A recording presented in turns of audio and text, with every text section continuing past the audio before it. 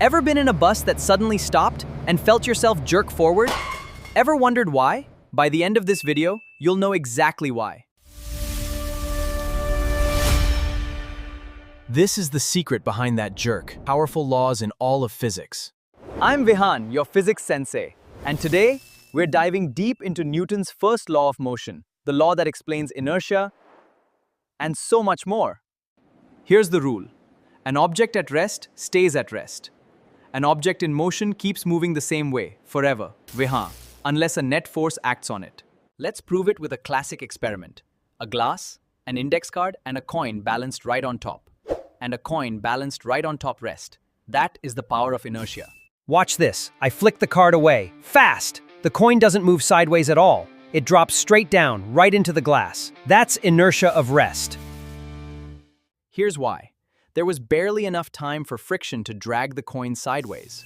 So it simply stayed in place, and gravity pulled it straight down into the glass. Now, for inertia of motion. This wooden block sits on a trolley. I'll give it one firm push straight toward this fixed wall. Watch what happens when they collide. There it goes! The trolley slams into the wall and stops dead, but the block keeps sliding forward on its own. That's inertia of motion, right before your eyes. Here's why.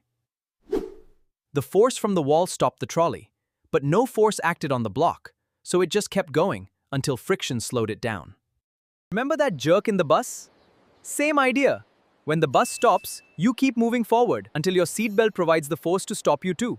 Physics is everywhere. So remember, an object at rest stays at rest, and if an object is in motion, it stays in motion. Always unless a net force acts on it. That's Newton's first law, the law of inertia. Stay curious, keep questioning the world around you, and I'll catch you in the next experiment. Until then, keep the spark of physics alive.